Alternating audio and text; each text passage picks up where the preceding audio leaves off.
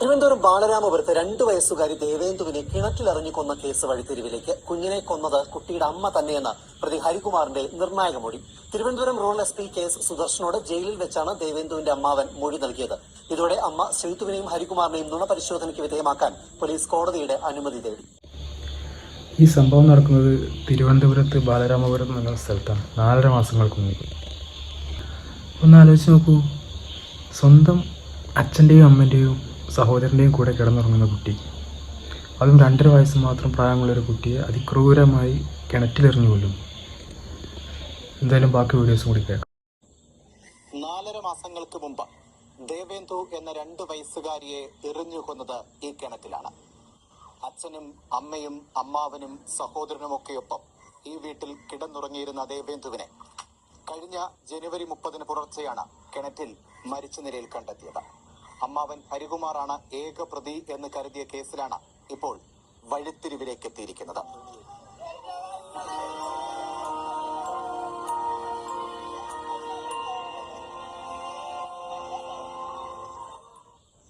ദേവേന്ദുവിന്റെ അമ്മ ശ്രീതുവിന്റെ സഹോദരൻ ഹരികുമാർ സ്വന്തം സഹോദരനോടുള്ള വഴിവിട്ട താല്പര്യത്തിന് കുഞ്ഞ് തടസ്സമാണെന്ന ദേഷ്യത്തിൽ കൊന്നെന്നായിരുന്നു പോലീസിന്റെ കണ്ടെത്തൽ. ഹരികുമാറിനെ മാത്രം പ്രതിയാക്കി കുറ്റപത്രം നൽകാൻ ഒരുങ്ങുന്നതിനിടെയാണ് നിർണായക മൊഴി വരുന്നത്.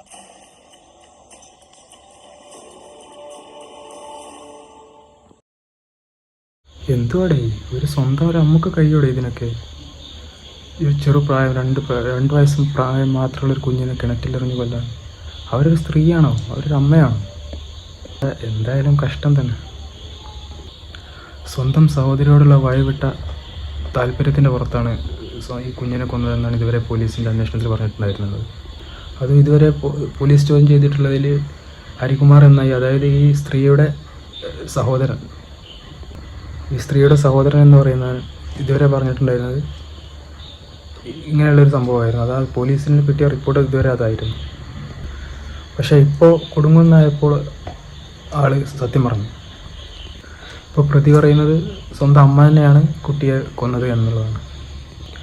എന്തായാലും ആ സ്ത്രീയെ, കുട്ടിയുടെ അമ്മ എന്ന് പറയുന്ന ആ സ്ത്രീയെ ഇതുവരെ നുണപരിശോധനയ്ക്ക് വിധേയമാക്കിയിട്ടുണ്ട്. ഇപ്പോൾ 2 പേരും ജയിലിൽ തന്നെയാണ് ഉള്ളത്. എന്തായാലും പോലീസിനെ അന്വേഷിക്കട്ടെ, ബാക്കിയോടെ കണ്ടെത്തട്ടെ, യഥാർത്ഥ പ്രതി ആരാണെന്ന് അറിയട്ടെ. പിന്നെ ഞാൻ ഈ വീഡിയോയിൽ പറയുന്നത് എൻ്റെ മാത്രം അഭിപ്രായങ്ങളും എനിക്ക് ശരിയെന്ന് തോന്നുന്ന കാര്യങ്ങൾ മാത്രമാണ്. ഇത് എത്രത്തോളം ശരിയായിരിക്കണമെങ്കിൽ നിങ്ങൾക്ക് ഇത് കണക്റ്റ് ആവുക എന്നുള്ളത് എനിക്കറിയില്ല. അപ്പോൾ വീഡിയോ അങ്ങനെയുള്ള ആൾക്കാർ മാത്രം കണ്ടാൽ മതി. എനിക്ക് ശരിയെന്ന് തോന്നുന്ന കാര്യങ്ങൾ മാത്രം ഞാൻ ഈ വീഡിയോയിലൂടെ പങ്കുവെക്കുന്നു. ഈ വീഡിയോയുടെ അല്ല, ഞാൻ ചെയ്യുന്ന റിയാക്ടിങ് വീഡിയോയിൽ അധികം ഞാൻ അങ്ങനെ എൻ്റെ കാര്യങ്ങളായ കാരണം ഞാൻ പങ്കുവെക്കാം. എത്രയോ പേരുണ്ട് കുട്ടികളില്ലാതെ വിഷമിച്ചിരിക്കുന്ന, ഒരുപാട് പേരുണ്ട്.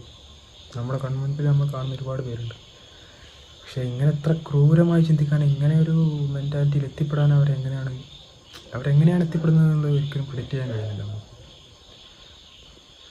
സ്വന്തം സുഖങ്ങൾക്ക് വേണ്ടി, അതും കുറച്ച് സമയത്തെ സുഖങ്ങൾക്ക് വേണ്ടിയിട്ട് ഒരു കുഞ്ഞിനൊക്കെ ഇല്ലാണ്ടാക്കുക എന്ന് പറഞ്ഞു കഴിഞ്ഞാൽ എത്രയോ തരം താഴ്ന്ന് ചിന്തിക്കുന്നവർക്ക് മാത്രമേ കഴിയുള്ളൂ എന്നാണ് എൻ്റെ ഒരു അഭിപ്രായം. ഞാൻ വീണ്ടും പറയുന്നു, എൻ്റെ വീഡിയോസിൽ ഞാൻ എൻ്റെ അഭിപ്രായങ്ങളും എനിക്ക് ശരിയെന്ന് തോന്നുന്ന കാര്യങ്ങളും മാത്രം ഞാനിതിൽ പങ്കുവെക്കുന്നത്. അപ്പോൾ നിങ്ങൾക്ക് കണക്റ്റ് ആയിക്കൊണ്ടെന്നില്ല, കണക്റ്റ് ആവുന്നതെങ്കിൽ ഒന്ന് സപ്പോർട്ട് ചെയ്യുക, അത്രയേ ഉള്ളൂ.